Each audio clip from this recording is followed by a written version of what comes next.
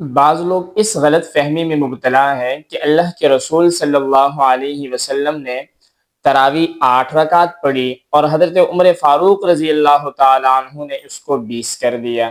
حالانکہ ایسی کوئی بات نہیں ہے۔ اللہ کے رسول صلی اللہ علیہ وسلم نے بھی تراویح 20 رکعت پڑھی اور حضرت عمر فاروق رضی اللہ تعالیٰ عنہ نے بھی 20 ہی جاری رکھی۔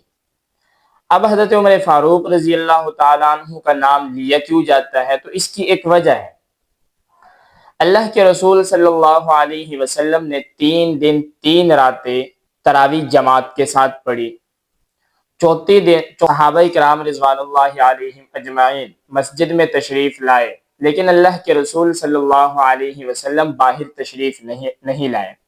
صحابہ کرام رضوان اللہ علیہم اجمعین انتظار کرتے رہے اور اپنے انفرادی نوافل پڑھتے رہے۔ اللہ کے رسول صلی اللہ علیہ وسلم صبح کو جب مسجد میں تشریف لائے تو آپ نے فرمایا مجھے علم تھا، مجھے پتہ تھا کہ آپ لوگ تشریف لائے ہیں، لیکن میں باہر اس وجہ سے نہیں آیا کہ کہیں اگر ہم چوتھے دن بھی جماعت کرا لیتے تو مجھے خوف تھا اس بات کا کہ آسمان سے وحی اتر آئے گی اور تراویح تم پر فرض کر دی جائے گی اور کہیں تم مشقت میں نہ پڑ جاؤ، تو تمہارے مشقت میں نہ پڑنے کی وجہ سے میں باہر تشریف نہیں لایا اور چوتھے دن ہم نے جماعت نہیں کرائی، لہٰذا اب تراویح گھروں میں پڑھو۔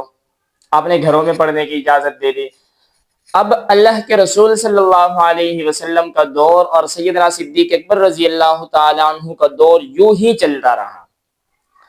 سیدنا عمر فاروق رضی اللہ تعالی عنہ کا دور آیا تو آپ نے اس میں 2-3 کام مزید شامل فرمائے۔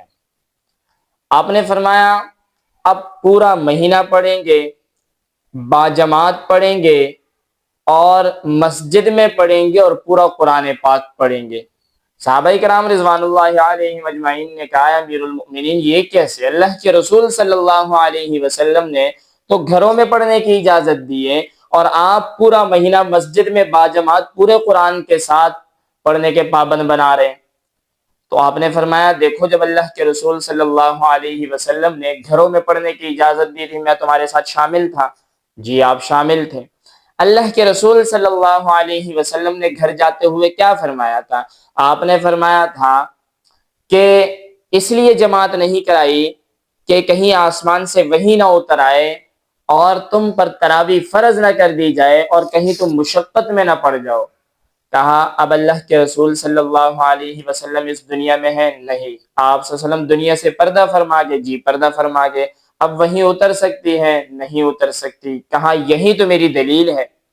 اللہ کے رسول صلی اللہ علیہ وسلم نے اشارہ دیا تھا کہ جب تک میں دنیا میں موجود ہوں تم جماعت کے ساتھ مسجد میں نہ پڑھنا، کہیں ایسا نہ ہو کہ وحی اتر آئے اور تراویح تم پر فرض کر دی جائے اور تم مشقت میں پڑ جاؤ، اور جب میں دنیا سے چلا جاؤ تو پھر جماعت کے ساتھ پڑھو، اس لیے کہ پھر میں دنیا میں نہیں ہوں گا، وحی کا دروازہ بند ہو چکا ہوگا ختم نبوت کے صدقے، تو پھر جماعت کے ساتھ پڑھنا پھر تم پر فرض نہیں ہو سکتی۔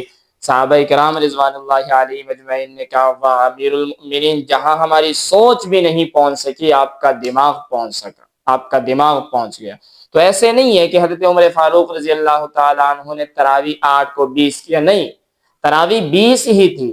آپ نے صرف یہ 2-3 کام مزید اس میں شامل فرمائے، اور حضرت عمر فاروق رضی اللہ تعالیٰ عنہ شریعت ساز نہیں ہے، شریعت پر عامل ہے۔